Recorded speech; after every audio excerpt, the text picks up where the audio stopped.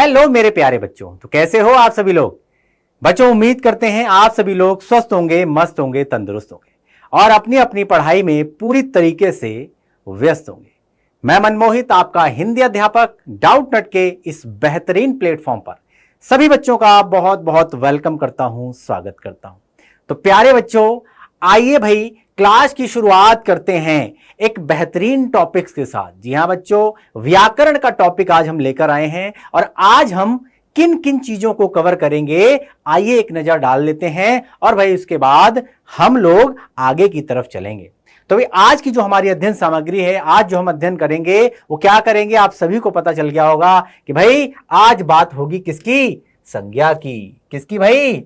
भाई आज बात होगी संज्ञा की और सर्वनाम की और भाई विशेषण की। यानी कि संज्ञा, सर्वनाम और विशेषण, ये तीनों टॉपिक आज हम कवर करेंगे। व्याकरण की शुरुआत इन्हीं से होती है और बहुत ही इजी टॉपिक है, बहुत ही जबरदस्त टॉपिक है।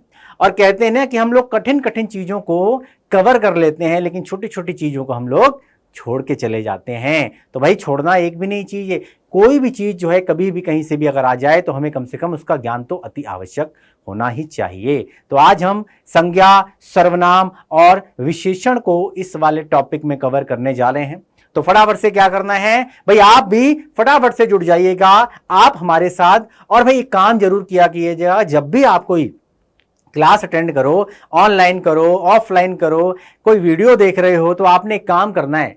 क्या करना है? आपने हमेशा कॉपी और पेन के साथ बैठना है।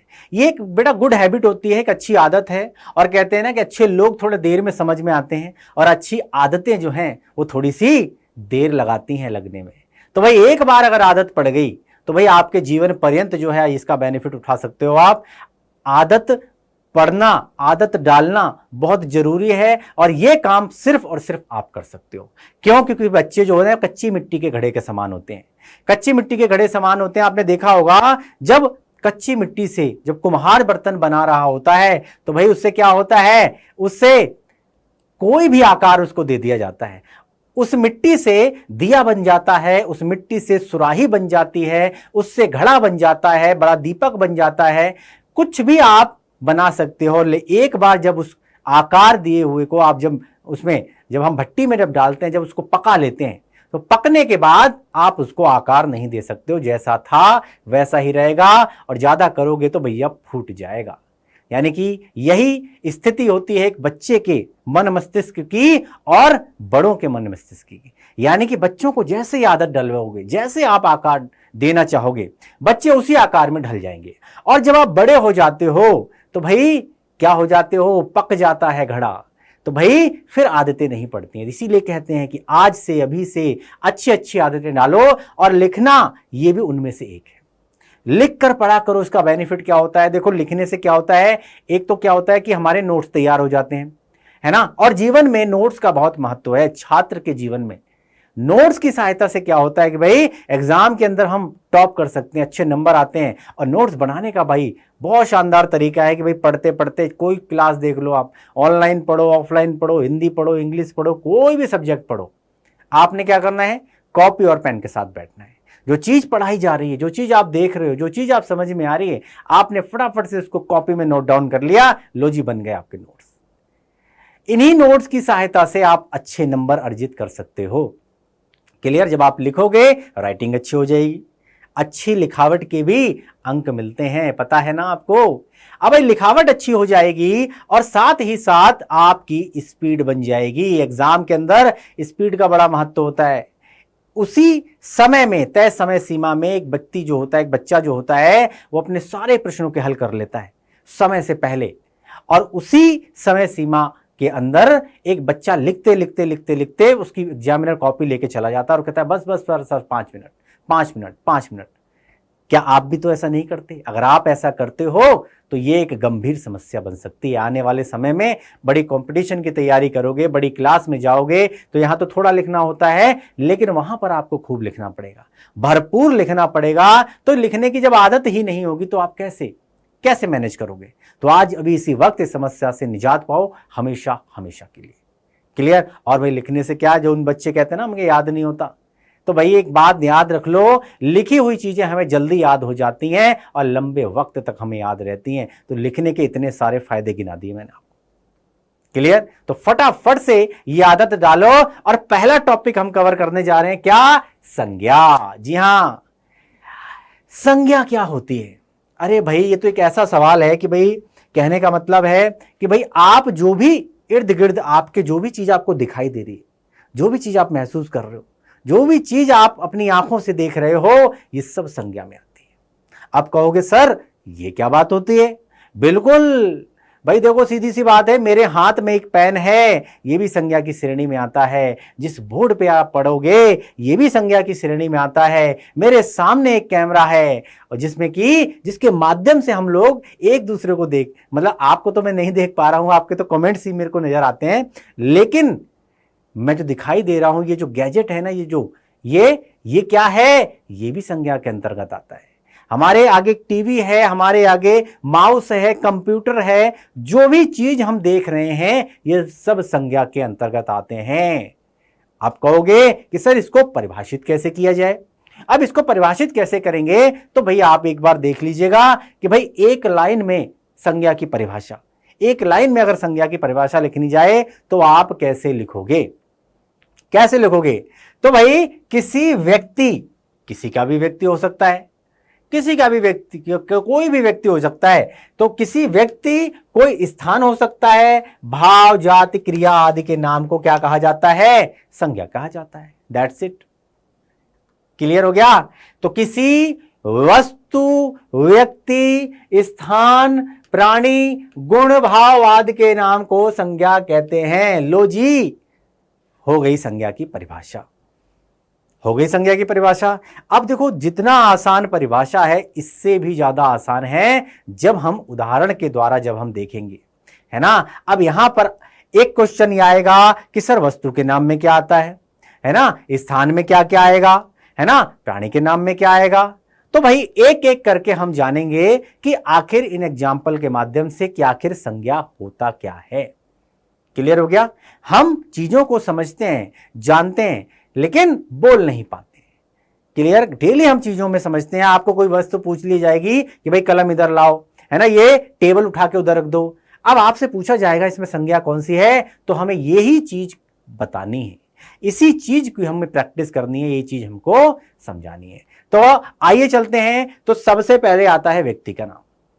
मैंने क्या बताया था? किसी भी व्यक्ति, किसी वस्तु, किसी प्राणी के नाम को। तो भाई व्यक्तियों के नाम में अगर बात करी जाए तो देखो सीधी सी बात है, हर किसी व्यक्ति का अपना एक नाम होता है नहीं होता है? भाई आप सुरेश हो, दिनेश हो, महेश हो, सुनीता हो, विनीता हो, अनीता हो, कविता हो, तो भाई आपका नाम है नहीं है।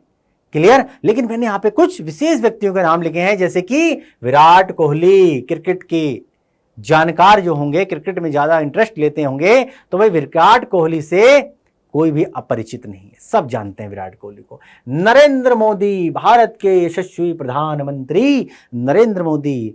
क्लियर? अमिताभ बच्चन, जी हां, सदी के महानायक अमिताभ बच्चन का नाम आ गया।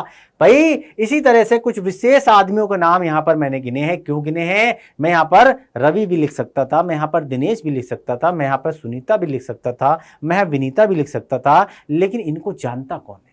तो भाई व्यक्तियों को नाम, विशेष व्यक्ति हैं, तो आप भी कुछ ऐसा काम करो जो आपका भी नाम अखबारों में आए, टीवी में आए, बुक्स में छपे। ठीक है? तो काम ऐसा करना है जो दुनिया में नाम हो जाए। क्लियर हो गया? तो सब व्यक्तियों के नाम जो हैं ये किस में आते हैं? इसी की श्रेणी में आते हैं। अब वस्तु की अगर बात करी जाए तो भाई वस्तुओं के नाम में जैसे कि मेज हो गया, कुर्सी हो गया, है ना, टेबल हो गया, कंप्यूटर हो गया, कलम हो गया, इस तरीके से जो भी वस्तु हमारे इर्द गिर्द जो हमें दिखाई दे रही है, ठीक है, जिसमें जान नहीं है, जिसमें जान नहीं है कोई भी वस्तु, ये सब वस्तुएं किसमें आती हैं? ये सब संज्ञा की श्रेणी में आती हैं। तो व्यक्तियों का नाम हो गया, वस्तुओं का नाम हो गया, प्राणी के नाम में, प्राणियों के नाम में भाई छोटे से लेकर बड़े तक सभी प्राणी। क्लियर? ध्यान से सुनना, दोबारा मेरी बात रिपीट कर रहा हूं मैं, दोबारा से समझना कि छोटे से लेकर बड़े से बड़ा प्राणी इसके अंतर्गत आता है। क्लियर हो गया? बड़े से बड़ा जानवर हो, जैसे कि हाथी हो गया, मेंढक हो गया, चूहा हो गया और भैया बिल्ली हो गया। जी हाँ, दिल्ली नहीं है, बिल्ली है, ठीक है। बिल्ली हो गए, कुत्ते हो गए, चिड़िया हो गई, मोर आदि सब प्राणी इसके अंतर्गत आएंगे। तो भाई व्यक्तियों का नाम हो गया, वस्तु का नाम हो गया, प्राणियों के नाम हो गया, ये सब संज्ञा के अंतर्गत आते हैं। इसीलिए मैंने कहा था कि हम जिन आंखों से देख रहे हैं, जिन खुली आंखों से हम देख रहे हैं, हमारे इर्द गिर्द जो भी चीजें हमें दिखाई दे रही हैं, चाहे वो किसी व्यक्ति का नाम हो, कोई व्यक्ति हो, चाहे कोई वस्तु हो, चाहे कोई भी प्राणी हो, छोटे से छोटा प्राणी और भाई बड़े से बड़ा जानवर, ये सब किस में आते हैं? ये सब संज्ञा की श्रेणी में आते हैं, है ना। अब स्थान के नाम में आ जाओ। अब स्थान के नाम में अगर बात करी जाए, किसी विशेष स्थान का नाम, जैसे कि दिल्ली हो गया, मुंबई हो गया, कलकत्ता हो गया, चेन्नई हो गया, क्लियर हो गया। आप कहीं से भी आते होगे, किसी भी राज्य से आते होगे ना, है ना। आप उत्तर प्रदेश से आते होगे, आप बिहार से आते होगे, आप मध्य प्रदेश से आते होगे, किसी न किसी स्थान से तो आते होगे, कोई ना कोई जिले से आते होगे, किसी न किसी तहसील, कस्बा, गांव, कोई ना कोई तो होगा। तो स्थान का नाम, ठीक है, वो भी संज्ञा के अंतर्गत आता है। इसके बाद आता है क्या? गुणों के नाम। जी हां, अब गुणों के नाम में बात करी जाए तो भाई गुणों के नाम में जैसे कि किसी व्यक्ति का गुण, किसी जानवर का गुण या किसी भी चीज का गुण, क्लियर। ये सब गुणों के नाम में, जैसे कि व्यक्ति का गुण क्या है? या तो व्यक्ति ईमानदार होगा या फिर बेईमान होगा। तो बेईमान ऐसा नहीं है कि ईमानदार है तो ही अच्छा गुण है उसका, बेईमानी भी उसका जो है वो भी गुणों के अंतर्गत आता है, क्लियर हो गया। धोखेबाज जो है वो भी गुणों के अंतर्गत आता है। सच्चाई, बुराई, ये सब गुण के अंतर्गत आता है ना। देखो, अच्छाई के साथ बुराई चलती ही चलती है, क्लियर है, बात समझ में आ गई। तो जो व्यक्ति जिस तरीके से बर्ताव करता है, यानी कि आपने देखा होगा एक व्यक्ति अच्छे गुणों की वजह से जाना जाता है, एक व्यक्ति अपने, है ना, गलत जो उसके गुण होते हैं उनकी वजह से जाना जाता है, क्लियर। तो व्यक्ति का स्वभाव होता है और इसी स्वभाव के इर्द गिर्द जो है पूरा व्यक्तित्व जो है घूमता है। आपने देखा होगा जिन व्यक्तियों का है, जो कहते हैं ना अच्छे व्यक्तित्व के जो धनी होते हैं, जिनके अंदर गुणों की खान होती है, भाई उनके पास लोग जाना पसंद करते हैं, उनके इर्द गिर्द लोग रहना पसंद करते हैं, उनके साथ उठना बैठना पसंद करते हैं, उनके साथ अपना रिलेशन बिल्ड करना पसंद करते हैं, करते नहीं करते हैं, है ना। चलो, अब इसके बाद क्या आता है? भाव का नाम। अब भाव के नाम में बात करी जाए तो भैया इसमें आता है जैसे कि दया। ओहो, तुम्हें तनिक भी दया नहीं आई, है ना। करुणा का सागर है ना, मां करुणा का सागर है। दया, करुणा, ईर्ष्या, खुशी, ये सब क्या है? ये सब भाव ही तो हैं। हमारे घर में शादी होती है, तो क्या होता है? भंगड़ा होता नहीं होता है, डांस होता है, डीजे बजता है, क्या है? ये खुशी के भाव हैं। इंसान खुश है और किसी व्यक्ति का इस संसार से जो व्यक्ति चला गया, यानी कि पंच तत्व में विलीन हो गया, मान के चलिए किसी घर में कोई डेथ हो गई, तो क्या होता है?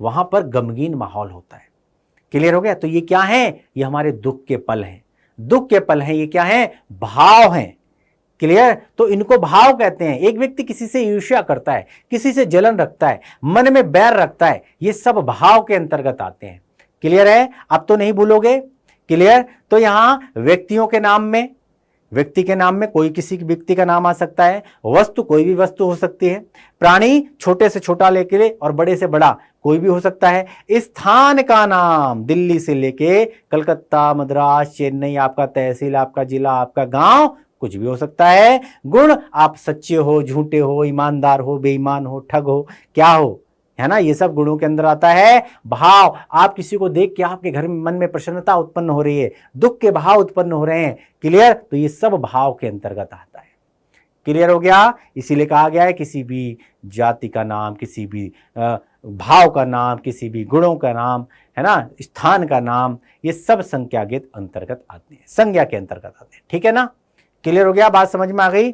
चलो अब चलते हैं क्या? अब चलेंगे संज्ञा के भेदों पर, ठीक है। अब चलेंगे संज्ञा के भेदों पर। तो भाई संज्ञा के कितने भेद होते हैं? संज्ञा के कितने भेद होते हैं भाई? संज्ञा के कितने भेद होते हैं? देखो भाई, अभी हमने क्या बताया?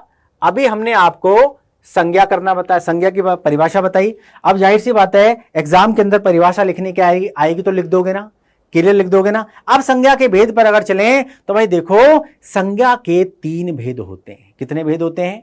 3 भेद होते हैं। पहला है व्यक्तिवाचक संज्ञा। क्या है? पहला है व्यक्तिवाचक संज्ञा जिसको बोलते हैं प्रॉपर नाउन। दूसरा है जातिवाचक संज्ञा, ठीक है। और तीसरा है क्या? भाववाचक संज्ञा। क्लियर हो गया? तो व्यक्तिवाचक संज्ञा, जातिवाचक संज्ञा को बोलते हैं कॉमन नाउन और भाववाचक संज्ञा को एब्स्ट्रैक्ट नाउन, ठीक है। तो 3 होते हैं हमारे क्या? अंग, ठीक है ना। 3 भेद हो गए। अब यहां से जो जातिवाचक संज्ञा है इसके 2 भेद होते हैं, ठीक है। तो द्रव्यवाचक संज्ञा और समूहवाचक संज्ञा। क्लियर हो गया? तो जाहिर सी बात है जो पुराने पढ़े लिखे लोग हैं, जो पुराने हमारे जो जानकार हैं, तो उनकी नजर में तो 3 ही है। लेकिन हम जो ठहरे नए जमाने के लोग, हम क्या करते हैं? हर चीज को अपने हिसाब से बना देते हैं। तो हमने क्या कर दिया? हमने 3 में से 5 बना दिए। हमने जातिवाचक संज्ञा से 2 श्रृंखलाएं निकाल दी, द्रव्यवाचक संज्ञा और समूहवाचक संज्ञा बना दी। तो इस तरीके से टोटल जो है वो 5 है, ठीक है ना। वैसे देखा जाए तो 3 ही है, व्यक्तिवाचक, जातिवाचक और भाववाचक, ठीक है। जातिवाचक से 2 निकलती हैं, द्रव्यवाचक संज्ञा और समूहवाचक संज्ञा। इसको आप स्क्रीनशॉट ले सकते हो, इसको तरीके से आप देख सकते हो। ये चार्ट इसीलिए मैंने बनाया है ताकि आपको सही तरीके से समझ में आ जाए। क्लियर? संज्ञा के क्या होते हैं? 3 भेद होते हैं, व्यक्तिवाचक संज्ञा, जातिवाचक संज्ञा और भाई भाववाचक संज्ञा। जातिवाचक संज्ञा के भी 2 पार्ट हैं, अभी हमने बताया। तो भाई पहला क्या है? पहला है द्रव्यवाचक और भाई दूसरा है समूहवाचक। इनको सबको काउंट करेंगे तो टोटल हो जाएंगे 5, ठीक है ना। बात समझ में आ गई? तो संज्ञा के 3 भेद, व्यक्तिवाचक, जातिवाचक, भाववाचक। जातिवाचक के 2, द्रव्यवाचक और समूहवाचक। क्लियर है? ये देखो, ये ले लीजिएगा, स्क्रीनशॉट ले लो ताकि भाई आपको, है ना, आगे तक आप चाहें आगे कोई भी कंपटीशन की तैयारी करो, किसी भी प्रकार के आप एग्जाम में जाओ, आप ये नहीं भूलोगे। ये मैं लिख कर देता हूं। क्लियर है? बात समझ में आ गई? आगे बढ़े? चलो भाई अब आगे बढ़ते हैं। तो पहला पॉइंट व्यक्तिवाचक संज्ञा। पहला है व्यक्तिवाचक संज्ञा यानी कि प्रॉपर नाउन। पहले चलते हैं। तो ये वो शब्द हैं जो कि किसी एक व्यक्ति, स्थान आदि का बोध करवाते हैं, उनको कहते हैं व्यक्तिवाचक संज्ञा, ठीक है। व्यक्तिवाचक संज्ञा यानी कि जो एक व्यक्ति, स्थान आदि का बोध कराए वो होता है व्यक्तिवाचक संज्ञा। क्लियर है? जैसे कि राम हो गया, जैसे कि श्याम हो गया। तो राम क्या है? किसी व्यक्ति का नाम है। श्याम क्या है? यह भी व्यक्ति का नाम है। इसी तरीके से आप अपने से रिलेट करो। आपका नाम विनीता है, सुनीता है, नीता है ना। आपका नाम श्याम है, राम है, किस में आते हो? व्यक्तिवाचक संज्ञा में आते हो। क्लियर है? बात समझ में आ गई? क्लियर हो गया? यस, एक व्यक्ति या एक स्थान का बोध कराए वो होती है व्यक्तिवाचक संज्ञा, ठीक है। टेबल क्या है? ये बैठक का एक साधन है किंतु एक नाम को सूचित कर रहा है, इसीलिए ये क्या है? व्यक्तिवाचक संज्ञा है। ध्यान से समझना। कुर्सी क्या है? भाई कुर्सी भी बैठक का एक साधन है किंतु क्या है? एक नाम को सूचित कर रहा है, इसीलिए किस में आएगा? व्यक्तिवाचक संज्ञा की श्रेणी में आएगा। ध्यान से एक एक पॉइंट क्लियर करता चला जा रहा हूं, एक एक पॉइंट क्लियर करता चला रहा हूं, और मुझे नहीं लगता आपको दोबारा रिपीट करने की आवश्यकता है, ठीक है, कि भाई व्यक्तिवाचक संज्ञा किसे कहते हैं। एक व्यक्ति, स्थान आदि का जो बोध कराए उसी को कहते हैं व्यक्तिवाचक संज्ञा, ठीक है। मुंबई क्या है? भाई एक स्थान का नाम है। दिल्ली क्या है? एक स्थान का नाम है। क्लियर हो गया? मुंबई, दिल्ली, इसी तरीके से कलकत्ता, चेन्नई, है ना, ये सब क्या हैं? ये सब, है ना, स्थान के नाम का बोध करा रहे हैं, स्थान नाम के आदि का बोध करा रहे हैं। तो भाई किसी व्यक्ति, स्थान आदि का जो बोध कराए वो व्यक्तिवाचक संज्ञा की श्रेणी में आता है। क्लियर हो गया? किसी का भी नाम हो सकता है, ठीक है। आप ये मत समझना सर आपने हमारा नाम लिखा और भाई मेरा नाम नहीं लिखा, ठीक है। राहुल है, कमल है, दिनेश है, कोई भी व्यक्ति हो सकता है, ठीक है। आप अलीगढ़ से हो, ठीक है, आप झारखंड से हो, ठीक है, आप कहीं से भी हो, ये सब किस में आता है? व्यक्तिवाचक संज्ञा की श्रेणी में आता है। क्लियर। अब आ जाता है जातिवाचक संज्ञा यानी कि कॉमन नाउन। अब जातिवाचक संज्ञा की बात करी जाए तो जो शब्द संज्ञा किसी जाति का बोध करवाता है वो जातिवाचक संज्ञा कहलाता है। जैसे कि लड़का, जाति का मतलब आप उस वाली जाति से नहीं, है ना, जिस जाति के झमेले में पड़कर आज लोग बाग क्या कर रहे हैं, अपने अस्मिता के साथ खेल रहे हैं, है ना, खिलवाड़ कर रहे हैं, है ना। जाति के नाम पर आपने देखा हो, बहुत पुरानी वो है, सिस्टम है ये, है ना, जातियों से आपस में लड़ना। ये खैर इसमें बहुत बड़ी बात, आगे अंदर चले जाएंगे हम उस पर नहीं जाना। जातिवाचक संज्ञा यानी कि लड़का लड़की, नदी पर्वत, ये सब क्या है ना, ये सब जातिवाचक संज्ञा के अंतर्गत आते हैं। क्लियर। अब मैंने आपको बताया था कि जातिवाचक संज्ञा में कितने हैं, दो भेद होते हैं। दो भेद होते हैं ना, कौन कौन से होते हैं, द्रव्यवाचक और समूहवाचक। ये किसका पार्ट है, ये जातिवाचक संज्ञा का पार्ट है। ठीक है, नदी क्या है, जातिवाचक संज्ञा है। लड़का क्या है, जातिवाचक संज्ञा है। पर्वत क्या है, जातिवाचक संज्ञा है। क्लियर। अब इसके अंदर दो भेद हैं। अब आपको द्रव्यवाचक संज्ञा और भाई समूहवाचक संज्ञा, ये इसके दो भेद हैं। तो बड़े ही आराम से, बड़े ही अच्छे तरीके से मैं आपको बताऊंगा, आप दोबारा जीवन में कभी नहीं भूलोगे। द्रव्यवाचक यानी कि मैटेरियल नाउन और कलेक्टिव नाउन। ठीक है, द्रव्य जैसा कि आप सभी समझते हो, लिक्विड वाली जो भी चीजें हैं, ठीक है ना। क्लियर। अभी हम एक एक करके बताएंगे, पहले द्रव्यवाचक पर चलते हैं। तो देखो, जैसे कि जिस संज्ञा शब्दों से किसी धातु का, देखो इसकी परिभाषा है द्रव्यवाचक की, जिस संज्ञा शब्दों से किसी धातु, द्रव्य, सामग्री, पदार्थ आदि का बोध हो उसको द्रव्यवाचक संज्ञा कहते हैं, है ना। या दूसरी भाषा में अगर बात करी जाए, जो मापा जा सके या जो तोला जा सके, जो मापा जा सके, जो तोला जा सके, वही द्रव्यवाचक संज्ञा है। क्लियर है। अब यहां पर देखो एग्जांपल लिखे हैं, गेहूं। गेहूं क्या है, भोजन की सामग्री है। क्लियर है, बात समझ में आ गई। अच्छा, ये मापी जा सकती है या तोली जा सकती है, यस। और कैसे तुलती है ये, कि भाई 10 किलो गेहूं दे दो, 1 क्विंटल गेहूं दे दो। गांव देहात में जब खेत होते तो कहते नहीं कि भाई तुम्हारे घर में हमने 10 क्विंटल गेहूं भिजवा दिए हैं, ठीक है, तुम्हें कितने क्विंटल गेहूं चाहिए। चावल क्या है, भोजन की सामग्री है। क्लियर है, क्विंटल में हो गया। अच्छा, घी क्या है, ये भी भोजन की सामग्री है। क्लियर है, लेकिन क्या है, ये तुलती है। क्लियर है, बात समझ में आ गई। अब सोना क्या है, भाई आभूषण के लिए एक द्रव्य पदार्थ है सोना आपने देखा होगा, पिघल जाता है, द्रव्य का रूप ले लेता है। ठीक है, द्रव्य पदार्थ है। चांदी क्या है, ये भी आभूषण के लिए एक पदार्थ है। तांबा क्या है, ये भी एक धातु है, ऊन वस्त्र बनाने की एक सामग्री है। तो इस प्रकार किसमें आ गए भाई, द्रव्यवाचक संज्ञा की श्रेणी में, यानी कि जो मापी जा सके, जो तोली जा सके, वो है द्रव्यवाचक संज्ञा। क्लियर हो गया। आगे बढ़े, चलो आगे बढ़ते हैं। अब आगे बढ़ते हैं, दूसरा है समूहवाचक संज्ञा यानी कि कलेक्टिव नाउन, यानी कि जिस संज्ञा शब्द से किसी एक व्यक्ति का बोध न होकर पूरे समूह समाज का बोध हो, वह है समूहवाचक संज्ञा या फिर समुदायवाचक संज्ञा। क्लियर हो गया, समुदायवाचक या फिर समूहवाचक संज्ञा।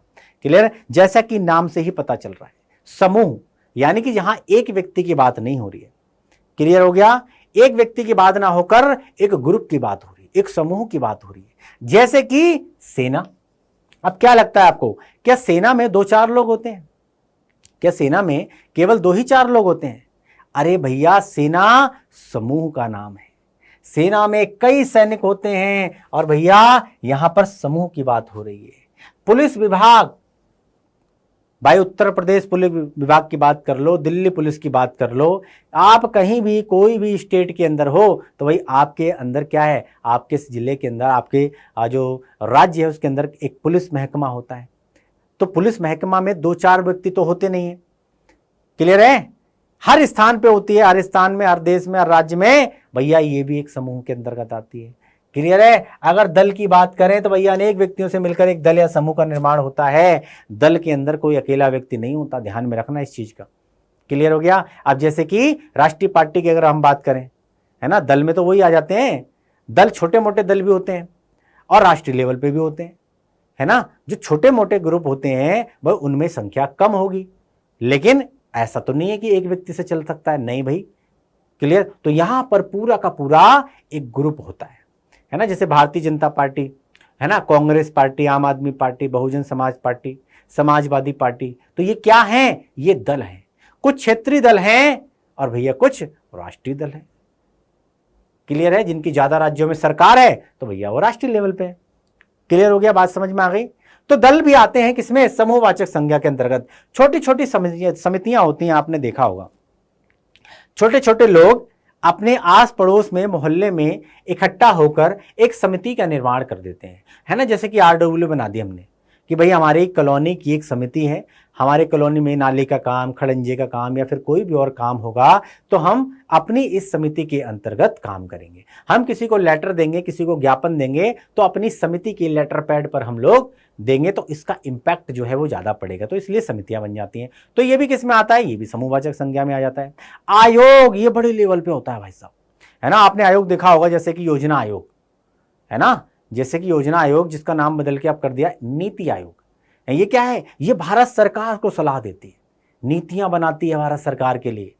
क्लियर। जैसे कि राष्ट्रीय अनुसूचित जाति आयोग, अनुसूचित जनजाति आयोग, अल्पसंख्यक आयोग। तो ये क्या है? आयोग है ना, बड़े लेवल पे। यानी कि जैसे मान के चलो किसी SC ST वर्ग के साथ कोई घटना घटित हो जाती है या फिर कोई व्यक्ति संज्ञान नहीं लेता, तो ये इसके अंदर, इस मंत्रालय के अंदर, इस आयोग के पास इतनी पावर होती है कि स्वतः संज्ञान ले सकता है और भाई कार्रवाई के लिए पुलिस महकमों को लिख सकता है, बाध्य कर सकता है। क्लियर है। FIR तक लूज करवाने की जो है इसके पावर होती है इसके अंदर। ठीक है। पुस्तकालय की बात करी जाए, पुस्तकालय में अनेक पुस्तकें होती हैं। पुस्तकालय आपने देखा होगा, लाइब्रेरी में क्या एक बुक होती है? नहीं ना, बहुत सारी बुक होती हैं। क्लियर है। यहां किसी एक पुस्तक की बात नहीं हो रही है, समूह की बात हो रही है। परिवार की बात कर रही है तो भाई एक परिवार जो है भैया उसके अंदर बहुत सारे सदस्य आते हैं। मम्मी है, पापा है, नाना है, नानी, दादा है, दादी है, पापा है, मम्मी है। क्लियर। बेटा है, बेटी है, मामी है, चाचा है, चाची है। तो क्या हो गया? परिवार हो गया। क्लियर हो गया। कई बार ऐसा देखने में आता है कि भैया 2-2, 3-3 पीढ़ियां जो हैं एक साथ देखने को मिलते हैं, और वो बड़े खुशनसीब हैं वो लोग, है ना, जो लोग अपने दादा दादी के पास रहते हैं, अपने नाना नानी के पास रहते हैं, है ना। एक जमाना था जब 30-30, 40-50, 50, 60 लोग जो है एक ही साथ रहते थे, एक ही रसोई हुआ करती थी, है ना। बड़े मिलजुल कर लोग प्यार से खाना खाया करते थे, है ना। किसी में कोई मनमुटाव नहीं हुआ करता था, प्रेम होता था भरपूर। और आज देख लो, मियाँ बीवी और बच्चा, यही परिवार का नाम है। क्लियर। माता पिता गांव में है और जो क्या बोलते हैं, सर्विस के लिए जो बाहर चले गए तो भैया वो बाहर के ही होकर रहेंगे। क्लियर है। साल में, 2 साल में, 5 साल में एक बार आते हैं, 2 दिन के बाद चले जाते हैं। क्लियर है। खैर उस सब चीजों में नहीं जाना। क्लियर। तो भाई यहां पर परिवार भी एक समूहवाचक संज्ञा की श्रेणी में आता है। क्लियर हो गया, बात समझ में आ गई। आप चलते हैं किस पे? भाववाचक संज्ञा। भाववाचक संज्ञा पे देखो, जिन संज्ञा शब्दों से पदार्थों की अवस्था, देखो ध्यान से समझना, पदार्थों की अवस्था, गुण, दोष, धर्म, दशा आदि का बोध हो, वो भाववाचक संज्ञा कहलाते हैं। भाववाचक संज्ञाएं अस्पर्शी होती हैं। अस्पर्शी का मतलब होता है इन्हें आप स्पर्श नहीं कर सकते। आपके मन में खुशी है, आपके मन में खुशी है, आपके मन में दुख है, दर्द है, पीड़ा है, कष्ट है, आप इसको टच नहीं करते। आप इसको टच कर सकते हो? बताओ, दुख को कैसे टच करोगे? दुख केवल महसूस हो सकता है, खुशी आप इजहार कर सकते हो, महसूस कर सकते हो, लेकिन दुख को आप टच नहीं कर सकते, यानी कि उसको आप टच नहीं कर सकते। ठीक है। तो ये अस्पर्शी होती हैं, ये भाववाचक संज्ञा है। जैसे कि बुढ़ापा। बुढ़ापा क्या है? अवस्था। मैंने क्या बताया? अवस्था, गुण, दोष, धर्म, दशा। तो बुढ़ापा क्या है? ये जीवन की एक अवस्था है मेरे भाई। जो आया है वो एक न एक दिन इस दुनिया से जाना है। बच्चा जवान होता है, जवान को बुढ़ापा आना निश्चित है, और बुढ़ापे के बाद इंसान की डेथ हो जाती है ना। तो आज इस काया पर अगर हमें घमंड है ना कि हम बहुत खूबसूरत हैं, है ना, हम बहुत बलशाली हैं, बहुत शक्तिशाली हैं, तो थोड़े दिन के बाद आपकी भी यही स्थिति होने वाली है, हमारी भी यही स्थिति होने वाली है। क्लियर। तो बुढ़ापा क्या है? जीवन की अवस्था का नाम है। मिठास क्या है? बताओ, मिठास क्या है? भाई मिठास मिठाई का गुण है ना। हमने रसगुल्ला खाया, भाई रसगुल्ला क्या है? खट्टा तो होता नहीं है, मीठा होता है ना। तो मिठास मिठाई का गुड़ है।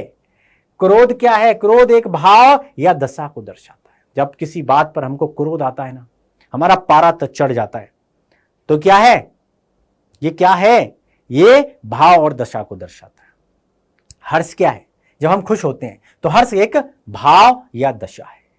बालपन क्या है भाई? लड़कपन क्या होता है भाई? बालपन बालक का गुण है अथवा दशा और अवस्था है ना, बाल्यावस्था है ना। जैसे बुढ़ापा है इसी तरीके से बालपन है, बचपन है।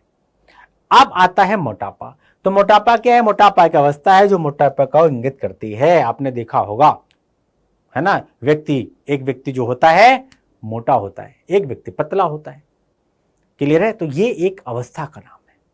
तो बुढ़ापा, मिठास, क्रोध, हर्ष, बालपन, मोटापा, ये सब किस में आते हैं? ये सब भाववाचक संज्ञा के अंतर्गत आते हैं। क्लियर हो गया? यहां तक चीजें क्लियर हो गई? क्लियर?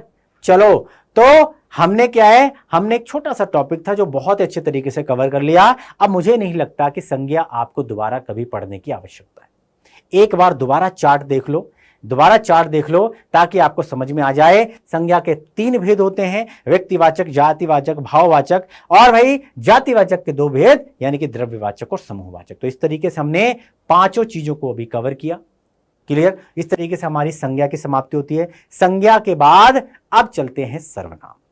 तो पहले तो ये बताओ, क्या संज्ञा समझ में आई? संज्ञा समझ में आई। अब चलते हैं किस पर? सर्वनाम पर। जी हां, तो सर्वनाम की तरफ आगे बढ़े तो आइए जानते हैं सबसे पहले परिभाषा। देखो, सर्वनाम का शाब्दिक अर्थ है सबका नाम, सबका नाम, सबका नाम, सर्वनाम। तो व्याकरण में सर्वनाम ऐसे शब्दों को कहते हैं जिनका प्रयोग सब प्रकार के नामों के लिए हो सके, सब प्रकार के नामों के लिए हो सके। क्लियर है? और दूसरे शब्दों में जो शब्द संज्ञा के स्थान पर प्रयुक्त हो उन्हीं को सर्वनाम कहा जाता है। ठीक है? जो संज्ञा है, संज्ञा किसी वस्तु का नाम, किसी भाव का नाम, किसी जाति का नाम। क्लियर हो गया? तो भाई इनके नाम पर जिन शब्दों का इस्तेमाल किया जाए वही तो होते हैं सर्वनाम। तो व्याकरण में एक लाइन में अगर आप परिभाषा लिखने के लिए आए तो भाई जो शब्द संज्ञा के स्थान पर प्रयोग किए जाएं उन्हीं को संज्ञा कहते हैं। जैसे कि मैं, जैसे कि तू, या फिर तुम, या फिर आप, या फिर वह, यह। तो ये सब क्या है? ये सब सर्वनाम में आते हैं।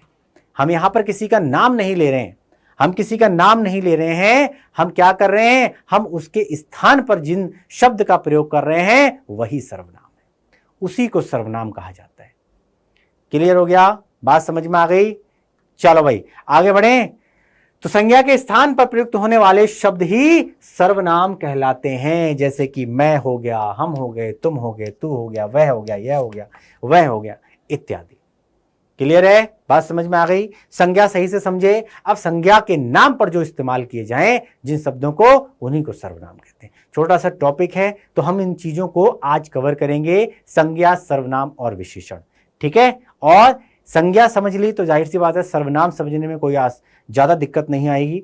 ठीक है? और संज्ञा और सर्वनाम समझ गए तो विशेषण बहुत अच्छे तरीके से आप कवर कर लोगे। इसीलिए एक ही बार में हमने 3 टॉपिक रखे हैं, छोटे छोटे टॉपिक हैं तो अच्छे तरीके से कवर हो जाए। ठीक है? चलो, तो सर्वनाम का महत्व समझते हैं। तो देखो, मैं, हम, तुम, आप, वह, ये वे सर्वनाम शब्द हैं। अगर हिंदी में सर्वनाम नहीं होते तो संज्ञा शब्द को बार बार दोहराना पड़ता और जिससे क्या होता? भाषा की सुंदरता नष्ट हो जाती। क्लियर है? बात समझ में आ गई? भाषा की सुंदरता नष्ट कैसे हो जाती? अब मान के चलो, है ना, रंजन को मान के चलो, एक लड़का है जिसका नाम है रंजन। रंजन को सभी शाबाशी दे रहे हैं क्योंकि रंजन पढ़ाई में बहुत ही होशियार है। और भाई रंजन अपने गुरुजनों का आदर करता है। इस वाक्य में 3 बार रंजन शब्द का दोहराया गया है और बार बार संज्ञा शब्द को दोहराने से वाक्य की सुंदरता नष्ट हो गई है और वाक्य अटपटा सा लगने लगा है। और इसी वाक्य को सर्वनाम का प्रयोग करके हम लोग लिखेंगे तो देखो कितना बेहतरीन जो है यहां पर इन शब्दों के माध्यम से, यानी कि सर्वनाम के जुड़ जाने से, है ना, शब्द का कितना महत्व बढ़ जाता है। ठीक है? तो रंजन, रंजन, रंजन, बार बार रंजन, रंजन, रंजन किसी को बोलोगे, एक बार बोल दिया ठीक है, 2 बार बोल दिया ठीक है, लेकिन अगर आप बार बार रंजन रंजन रंजन बोलोगे, सामने वाला इरिटेट हो जाएगा। क्लियर हो गया? अब इसको सर्वनाम का प्रयोग करके हम कितना अच्छा बना सकते हैं, देखो हम ध्यान से समझो।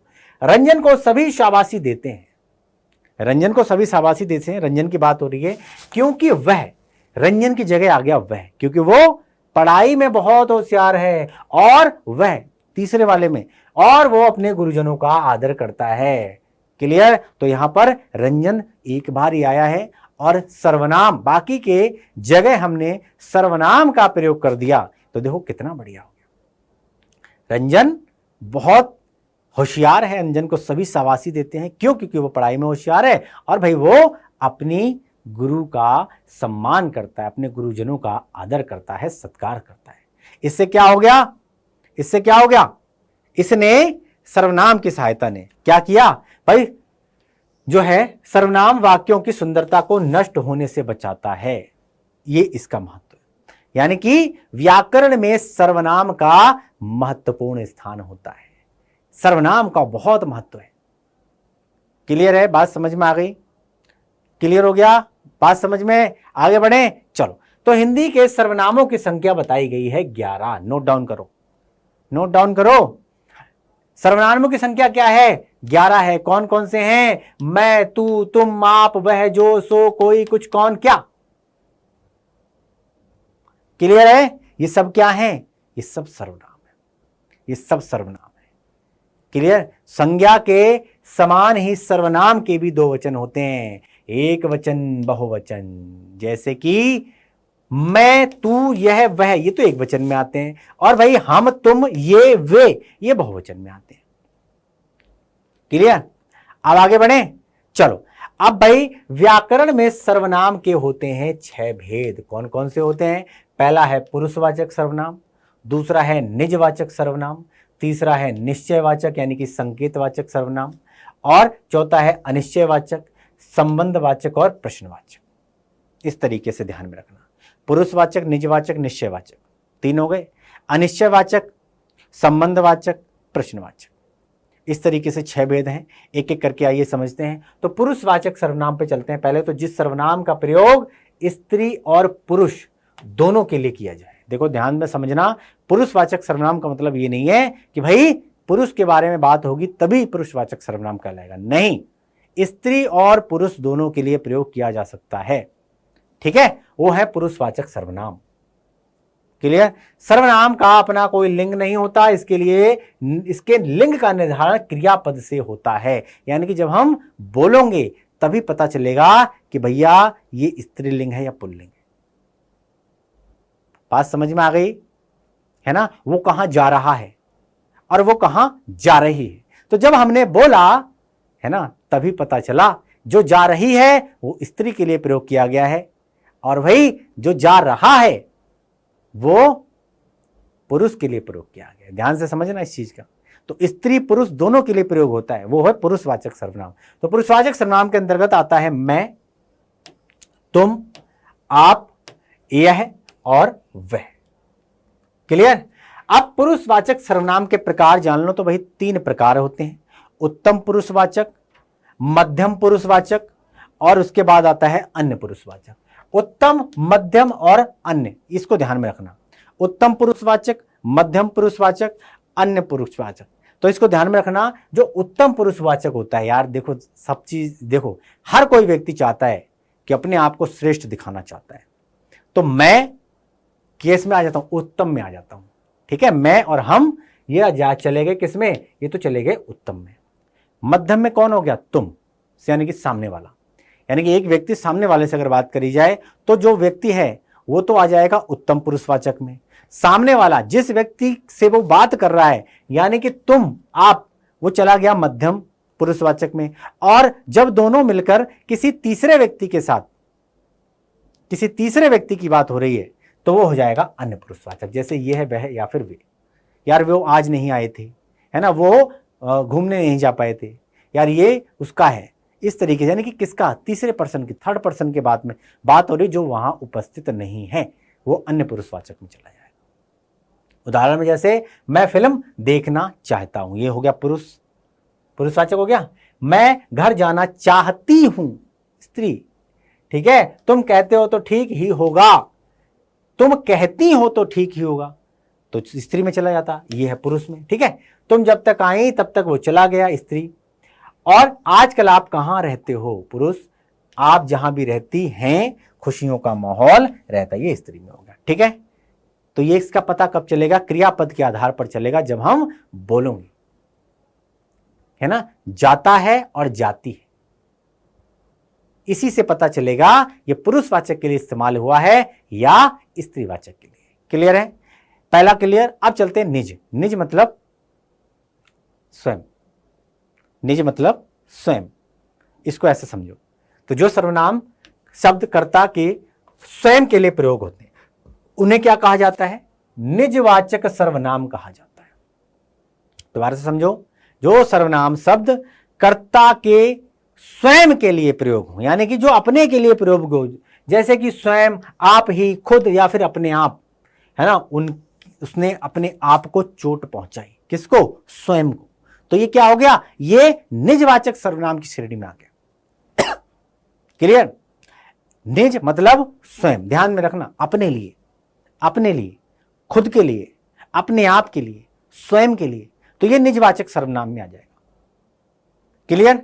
अब निश्चयवाचक सर्वनाम यानी कि संकेतवाचक, तो भाई जो सर्वनाम निकट या दूर की किसी वस्तु की ओर संकेत करे उसको कहते हैं निश्चयवाचक सर्वनाम। जैसे उसने अपने आप को चोट पहुंचाई, है ना, संकेत कर रहा है, संकेत उंगली का निशान, इशारा कर रहा है। ठीक है, तो क्या है, निश्चयवाचक, उसने अपने आप को चोट पहुंचाई। क्लियर है, तो ये निश्चयवाचक के श्रेणी में चला गया। अब निश्चयवाचक के बाद आता है अनिश्चयवाचक। छोटे छोटे से पॉइंट हैं जिन चीजों को समझने की आवश्यकता है, जब आप समझ जाओगे तो आप बेटर जो है एक्सपीरियंस ले पाओगे, और जब आप प्रैक्टिस करोगे बार बार तो आप अच्छे तरीके से इन पर पकड़ पा पाओगे। निश्चित हो गया। अब अनिश्चयवाचक, तो जो सर्वनाम शब्दों में किसी निश्चित व्यक्ति या वस्तु का बोध नहीं हो, इसमें क्या हो रहा है, इसमें निश्चित अवस्था का बोध हो रहा है निश्चयवाचक में। और निश्चय अनिश्चित में भाई निश्चित व्यक्ति या वस्तु का बोध नहीं होता है, उसको क्या बोला जाता है, अनिश्चयवाचक सर्वनाम। क्लियर, जैसे कि कुछ तो है ना, किसी ने, किसने ये नहीं पता, किसी ने।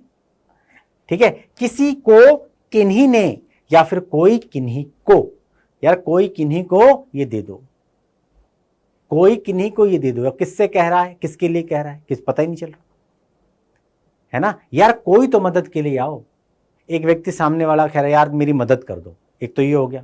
एक कह रहा है कि यार कोई तो मदद के लिए आओ, तो भैया कोई में तो क्या है, कोई का मतलब क्या है, किसी से कह थोड़ी ना रहा है, अनिश्चयवाचक सर्वनाम। क्लियर। इसके बाद संबंधवाचक सर्वनाम। संबंध, जो सर्वनाम किसी दूसरी संज्ञा या सर्वनाम से संबंध दिखाने के लिए प्रयोग, उसको संबंधवाचक सर्वनाम कहा जाता है।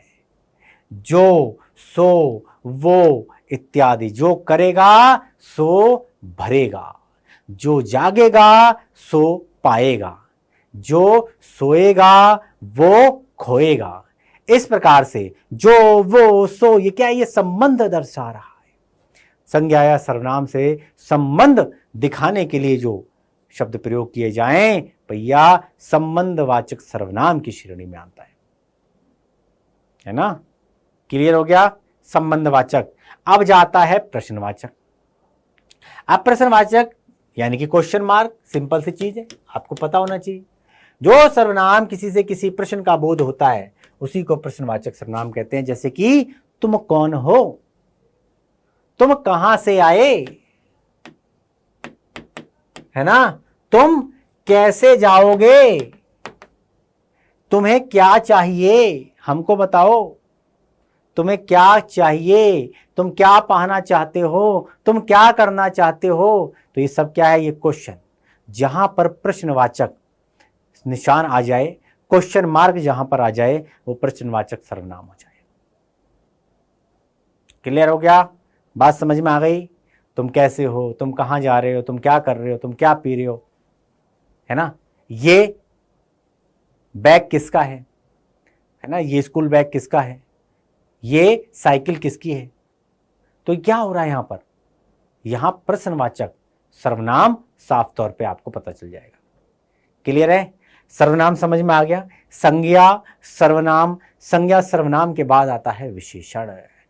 भाई देखो, संज्ञा समझ में आ गया, सर्वनाम समझ में आ गया। भाई देखो, किसी वस्तु स्थान जाति भाव आदि के नाम को क्या कहा जाता है? संज्ञा कहा जाता है। संज्ञा के स्थान पर जिन शब्दों का प्रयोग हो वो क्या होते हैं? सर्वनाम होते हैं। ठीक है, और जो संज्ञा और सर्वनाम की विशेषता बताए उन्हीं को विशेषण कहते हैं। जी हाँ, क्लियर? बात समझ में आ गई? चलो भाई, तो विशेषण पर चलते हैं। तो विशेषण पर सबसे पहले देखो परिभाषा देख लेते हैं। संज्ञा या सर्वनाम शब्दों की विशेषता बताने वाले शब्दों को ही विशेषण कहा जाता है। क्लियर?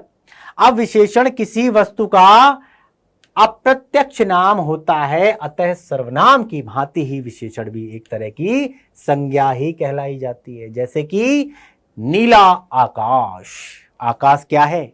नीला है। आकाश की विशेषता बताई जा रही है कि आकाश क्या है? आकाश नीला है। तो नीला क्या है? आकाश की विशेषता है। ठीक है, लंबी लड़की, तो लड़की की विशेषता क्या है? कि लड़की लंबी है ना? तो नीला लंबा, और भाई लड़का क्या है? लड़का छोटा है, लड़की लंबी है। तो लंबी, छोटा, नीला, ये क्या है? यही तो विशेषता है, यही तो विशेषता है। लड़के की विशेषता क्या है? छोटा। लड़की की विशेषता है लंबी। आकाश की विशेषता क्या है? कि आकाश नीला है। यही विशेषण है। इसको समझने की कोशिश करो, है ना? आदमी कैसा है? आदमी मोटा है। क्लियर है? आदमी मोटा है। गाय क्या है? गाय काली भी है, ये गाय सफेद भी हो सकती है। तो सफेद क्या है? रंग, सफेद रंग, काला रंग, भूरा रंग, ये क्या है? ये गाय की विशेषता बताई जा रही है। क्लियर? महिला कैसी है? महिला सुंदर है। तो महिला सुंदर है, तो महिला की सुंदरता यानी सुंदरता, या सुंदर क्या है? भाई सुंदरता विशेषण में आता है। यही महिला की विशेषता है। ठीक है, अब इसमें नीला, लंबी, छोटी, मोटा, सफेद और ये सुंदर, ये विशेषण शब्द है जो संज्ञा शब्द की क्या बता रहे हैं? विशेषता बता रहे हैं। क्लियर हो गया? सर्वनाम शब्द की विशेषता बता रहे हैं। तो भाई ये क्या है? ये विशेषण की श्रेणी में आते हैं, जो आकाश, लड़की, लड़का, आदमी, गाय, महिला आदि संज्ञा शब्दों की विशेषता बता रहे हैं। तो यहां पर सफेद, काला, नीला, पीला, लंबी, छोटी, मोटी, है ना, सुंदर, ये क्या है? ये सब विशेषता है। ठीक है, तो संज्ञा या सर्वनाम शब्दों की विशेषता बताने वाले शब्दों को ही विशेषण कहा जाता है। क्लियर है? बात समझ में आ गई? Yes, very good. चलो और आगे की तरफ चलें।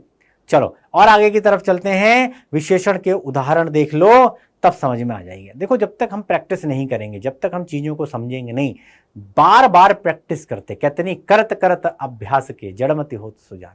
जितनी ज्यादा प्रैक्टिस करोगे, जितनी ज्यादा आप, है ना, शब्दों को जहां पर कॉपी पेन लेकर बैठोगे और जितनी प्रैक्टिस करते रहोगे, करते रहोगे, ये चीजें और ज्यादा निखर कर आपको बाहर आती रहेंगी।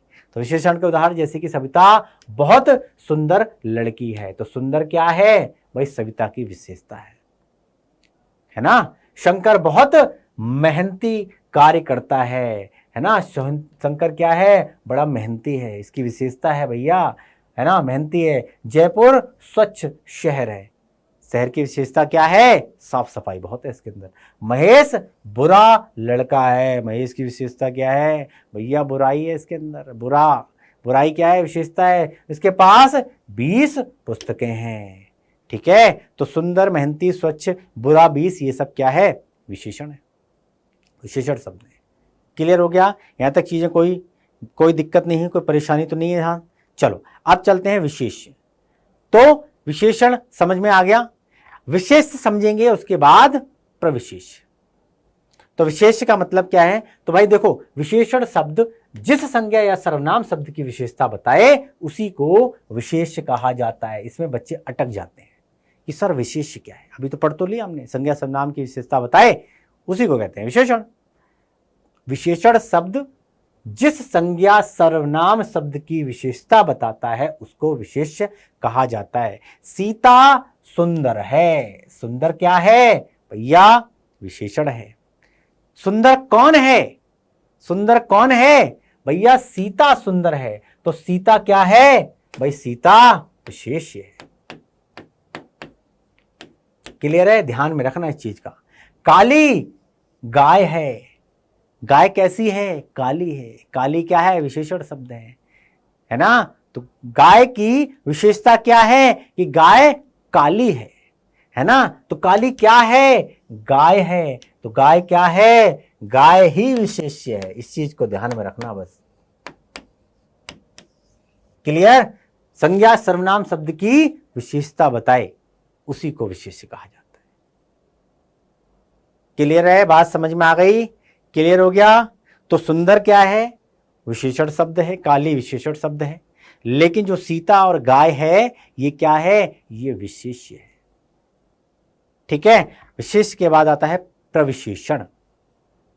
क्या आता है, प्रविशेषण आता है। अब आप कहोगे ये प्रविशेषण क्या होता है, तो जो विशेषण शब्द की भी विशेषता बताए उसी को कहा जाता है प्रविशेषण। क्लियर, विशेषण शब्द की देखो संज्ञा सर्वनाम की जो विशेषता बताए उसको बोलते हैं विशेषण, और जो विशेषण शब्द की भी विशेषता बताए उसको कहते हैं प्रविशेषण। क्लियर, बात समझ में आ गई। प्रविशेषण यानी कि विशेषण की भी विशेषता बताए उसको कहते हैं प्रविशेषण। जैसे ममता के पास बहुत सुंदर साड़ी है। क्लियर है, तो सुंदर साड़ी है, साड़ी कैसी है, साड़ी सुंदर है। तो सुंदर ये तो विशेषता हो गई, लेकिन कैसी है, बहुत सुंदर है। यानी कि विशेषण की भी विशेषता, यानी कि बहुत क्या है, ये बहुत जो है यही प्रविशेषण है। लिख देता हूं, प्रविशेषण है ये। ठीक है, और ये क्या है, ये विशेषण है। क्लियर, मेरे पास बड़ी लाल पतंग है। पतंग कैसी है, पतंग लाल है। लाल क्या है, लाल इसकी विशेषता है, लेकिन लाल तो है लेकिन कैसी है, बड़ी लाल है। तो जो बड़ी है ना यही प्रविशेषण है।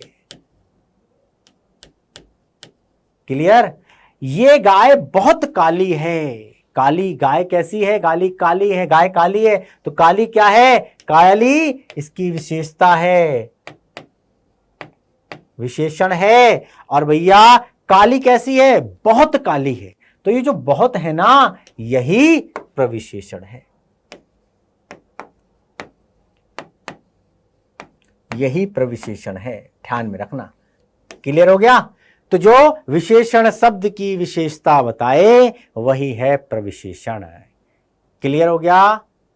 चलो आगे बढ़े। अब आगे बढ़ते हैं तो उदाहरण और देख लीजिएगा विशेषण के। मुझे मीठे आम पसंद हैं, ये गाय कितनी काली है, ये फूल खुशबूदार है, मैं 10वीं कक्षा में पढ़ता हूं। तो इस तरीके से हम एग्जाम्पल देख रहे हैं, ये सब किसके हैं, विशेषता है, कोई ना कोई विशेषता है इसके अंदर। ठीक है, आम का मीठा होना, गाय का काला होना, फूल का खुशबूदार होना, और मेरा 10वीं कक्षा में पढ़ना। क्लियर है, बात समझ में आ गई। अब विशेषण के भेद बात करें तो विशेषण के होते हैं 4 भेद जो निम्न प्रकार से हैं। पहला है गुणवाचक विशेषण, संख्यावाचक विशेषण, परिमाणवाचक और सार्वनामिक। ये 4 प्रकार के होते हैं, नोट डाउन कर लो फटाफट। गुणवाचक विशेषण, संख्यावाचक विशेषण, परिमाणवाचक विशेषण, सार्वनामिक विशेषण। क्लियर हो गया। आगे बढ़े, एक एक करके करेंगे, डिफाइन करेंगे। तो पहला क्या है, पहला चलते हैं गुणवाचक। जैसा कि नाम से ही पता चल रहा है, किसी वाक्य में संज्ञा अथवा सर्वनाम के गुण, दोष, रंग, रूप, आकार, स्वभाव, समय, स्थान और दशा आदि का बोध करवाने वाले शब्दों को गुणवाचक विशेषण की श्रेणी में रखा गया है। क्लियर है? उन्हें गुणवाचक विशेषण कहा जाता है। तो गुणवाचक विशेषण का शाब्दिक अर्थ गुण बताने वाला होता है। गुणवाचक विशेषण का शाब्दिक अर्थ क्या है? जो गुणों को बताए, है ना, इसका आकार कैसा है, इसका स्वभाव कैसा है, क्लियर है, इसकी दशा कैसी है। तो जो गुणवाचक विशेषण का जो शाब्दिक अर्थ है वो है गुण बताने वाला। जैसे कि अच्छा है कि बुरा है, आलसी है, तेज है, काला है, गोरा है, मोटा है, नया है, पुराना है, ऊपरी है, भीतरी है, सूखा है, गीला है, खट्टा है या फिर मीठा है। ये सब क्या है? अरे गुड़ी तो हैं। अरे आप मिठाई खाते हो, खटाई खाते हो, अच्छे हो, बुरे हो, आलसी हो, है ना, मोटे हो, पतले हो, अरे भाई क्या है? ये सब गुण है। ये सब गुणवाचक विशेषण के अंतर्गत आते हैं। जैसे रवि ईमानदार लड़का है, ईमानदारी क्या है भाई? गुण है। वो एक बड़ी कंपनी में काम करता है। कंपनी कैसी है? बड़ी कंपनी में काम करता है। कंपनी का बड़ा होना, है ना, कंपनी छोटी नहीं है, कंपनी बड़ी है। क्लियर हो गया? गुणवाचक क्लियर हो गया? चलो आगे बढ़े। तो गुणवाचक विशेषण अब जैसे कि समय और काल में अगर देखो तो देखो, नया, पुराना, आगामी, मौसमी, अगला, पिछला, प्राचीन, भूत, वर्तमान, आदि, आज, कल, सुबह, शाम, ये सब किस में आएगा? समय और काल के अंतर्गत। ये सब गुणवाचक विशेषण शब्द है। स्थान की अगर बात करी जाए तो स्थान में देखो, लंबा, चौड़ा, भीतर, बाहर, ऊंचा, नीचा, सीधा, तिरछा, संकरा, स्थानीय, ये सब स्थान के अंतर्गत आएगा। आकार की बात करें तो देखो, नुकीला, सुंदर, पोला, समान, समान, सुडौल, चौकोर, गोल, चपटा, ये सब आएगा आकार में। और रंग की बात करें तो रंग में जितने रंग हैं सब आ जाते हैं। ठीक है, एक ही लाइन में डिफाइन कर दिया, है ना। लाल, पीला, नीला, हरा, काला, सफेद, सुनहरी, चमकीला, धुंधला, फीका इत्यादि। और आपको जो भी रंग पसंद हो आप वो भी आप इसमें लिख सकते हो। ये सब किस में आ गया? ये सब गुणवाचक विशेषण के अंतर्गत आ गया। दशा में दुबला, पतला, मोटा, गीला, सूखा, पिघला, घना, गरीब, अमीर, पालतू, रोगी, स्वस्थ, बीमार, कच्चा, ये सब किस में आ गया? दशा में आ गया। गुण अभी बताया आपको, भला, बुरा, उचित, अनुचित, सच, झूठ, शांत, सीधा, दुष्ट, न्यायी, दानी, पापी, कमजोर, ताकतवर, मीठा, खट्टा, ये सब गुण में आते हैं। क्लियर हो गया? तो समझ में आ गई बात। अगला पॉइंट क्लियर करें। चलो, संख्यावाचक विशेषण, इसका संबंध संख्या से है, आपको पता होना चाहिए। ठीक है, तो संख्यावाचक शब्द का शाब्दिक अर्थ है संख्या का बोध करवाने वाला। क्लियर है? संख्या का बोध करवाने वाला वह विशेषण शब्द जो किसी संज्ञा या सर्वनाम शब्द की निश्चित या अनिश्चित संख्या, देखो दोनों दी गई हैं, या तो निश्चित संख्या होगी या अनिश्चित संख्या होगी। तो निश्चित और अनिश्चित संख्या क्रम या गणना का जो बोध करवाए उसी को संख्यावाचक विशेषण कहा जाता है। उदाहरण कैसे देंगे? तो दो बच्चे झगड़ रहे हैं, अब यही नहीं पता दो बच्चे हैं कौन, है ना। तो यहां दो बच्चे बोला है, यानी कि संख्या है, निश्चित है ना। कौन है ये नहीं पता, लेकिन दो बच्चे हैं, यानी कि काउंटिंग हो गई, निश्चित हो गई। अब यहां पे बोला जाएगा, ये तो क्या हो गया, देखो निश्चित, निश्चित संख्या। अब कुछ लोग मंदिर जा रहे हैं, कुछ लोग, भाई ये दो लोग भी हो सकते हैं, चार लोग भी हो सकते हैं, 6 लोग भी हो सकते हैं, है ना, अकेला नहीं है। यहां पर कुछ लोग हैं, इसका मतलब कुछ लोग तो हैं, यानी कि 2-4 से ज्यादा ही हैं। तो कुछ लोग, ये हो गई अनिश्चित। इसी चीज का ध्यान रखना है बस। तो निश्चित और अनिश्चित, 2 लोग, 4 लोग, 6 लोग, 5 लोग, 8 लोग, 10 लोग, 12 लोग, 15 लोग, 20 लोग, 50, 100, 1000, ये क्या है, काउंटेबल है, निश्चित है। कुछ अनकाउंटेबल। अब ये नहीं पता 2 लोग हैं, 4 लोग हैं, 5 लोग हैं, 10 लोग हैं, बट इतना पता है कुछ लोग हैं। क्लियर हो गया संख्यावाचक विशेषण का। अब संख्यावाचक विशेषण के जो हैं वो भेद हैं, देखो 2 हैं, निश्चित संख्यावाचक और अनिश्चित संख्यावाचक। निश्चित संख्यावाचक विशेषण और अनिश्चित संख्यावाचक विशेषण। तो पहले चलते हैं निश्चित संख्यावाचक विशेषण पर। तो वो संख्यावाचक विशेषण शब्द जो किसी संज्ञा या सर्वनाम शब्द की निश्चित संख्या, क्रम या गणना का बोध करवाता है, उसे निश्चित संख्यावाचक विशेषण कहा जाता है। जैसे कि 3 कुर्सी, 2 आम, 2 छात्र, दूसरा व्यक्ति, है ना, तीनों लड़कियां। ये क्या है? ये निश्चित संख्यावाचक हो गया। पता चल गया ना, क्योंकि एग्जैक्ट आपको क्या पता है, आपको काउंटिंग कर लिया आपने, है ना, आपको सारी चीजें पता है।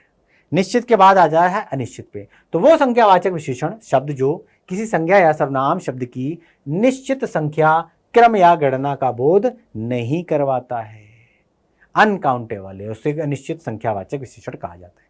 जैसे कि कई आदमी, कुछ लोग, कुछ छात्र, बहुत लोग, सब जानवर आदि।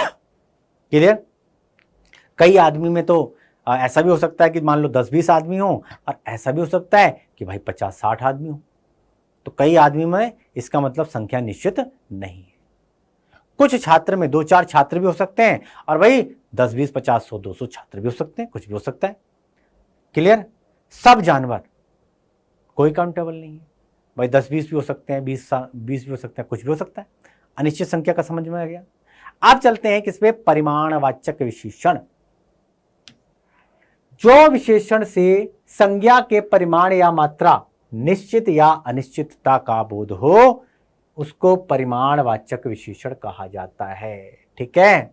जैसे कि कम ज्यादा, कम ज्यादा, सारा पूरा, इतना उतना, जितना कितना, 2 litre, 4 litre, 5 litre, 10 litre, 20 litre, 50 litre. तो विशेषण से संज्ञा के परिमाण यानी कि मापतौल की मात्रा जो होती है ना, मात्रा निश्चित हो या अनिश्चित हो, उसका बोध कराए, उसको परिमाणवाचक विशेषण कहते हैं। क्लियर है? जैसे कि 2 लीटर दूध दे दो, 2 लीटर दूध दे दो। 4 लीटर भी हो सकता है, 2 लीटर भी हो सकता है, आधा लीटर भी हो सकता है। गोदाम में 1 क्विंटल चावल रखा है। राधा थोड़ा घी लेकर आई, मेरे घर में 5 गमले हैं, मेरे घर में 10 किलो आलू हैं। क्लियर है? 10 किलो चावल हैं, 10 किलो गेहूं है, इस तरीके से। तो दूध हो गया, गेहूं हो गए, चावल हो गए, घी हो गया, ये सब किस में आ गया? ये परिमाणवाचक विशेषण के अंदर आ गया। क्लियर हो गया? अब चलते हैं सर्वनामिक विशेषण। सर्वनामिक विशेषण की बात करें तो वो सर्वनाम शब्द जो विशेषण के रूप में किसी संज्ञा या सर्वनाम शब्द की विशेषता बताता है, यानी कि जो विशेषण के रूप में किसी संज्ञा या सर्वनाम शब्द की विशेषता बताता है, उसको सार्वनामिक विशेषण कहा जाता है। ठीक है? और आसान भाषा में हम कह सकते हैं कि कुछ सर्वनाम शब्द ऐसे होते हैं जो सर्वनाम शब्द होते हुए भी संज्ञा या सर्वनाम की विशेषता बताते हैं, इसीलिए उन्हें सार्वनामिक विशेषण कहा जाता है। इसे संकेत वाचक विशेषण भी कहा जाता है, जैसे कि यह, वह, कौन, क्या, कोई, कुछ इत्यादि। ठीक है? जैसे कि ये घर मेरा है, अभी मैं जहां रह रहा हूं, या फिर मान लो ये क्लासरूम मेरा है, यानी कि ये स्टूडियो मेरा है, तो ये घर मेरा है। इंगित हो गया? अब उसको मैं आज भी याद करता हूं, उसको मैं आज भी याद करता हूं, संकेत है ये। ठीक है? उस देवी को मैं आज भी याद करता हूं। वह कौन आ रहा है? देखो देखो, वह कौन आ रहा है? वह बालक पुस्तक पढ़ रहा है। जो बालक पढ़ते हैं वे सफल होते हैं। कौन बालक जा रहा है? अरे समझ में नहीं आ रहा है। गांव में कहते हैं ना, अरे ऐसा लग रहा है जैसे फलाने का लड़का जा रहा है ना, समझ में नहीं आ रहा कौन बालक जा रहा है। होता नहीं होता है? कौन बालक रो रहा है। क्लियर हो गया? बात समझ में आ गई? तो क्या किया हमने भाई? हमने आपको संज्ञा, सर्वनाम और विशेषण, ये 3 टॉपिक हमने आज आपको क्लियर करवा दिए।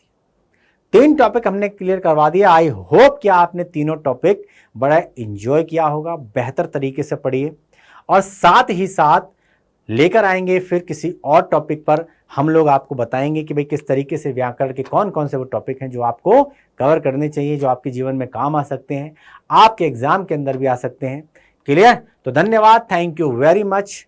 इसी के साथ आज की क्लास भाई यहीं समाप्त करते हैं। मिलते हैं अगली क्लास में एक नई एनर्जी के साथ, एक नई वीडियो के साथ। धन्यवाद, थैंक यू वेरी मच। आप बने रहें डाउटनट के साथ।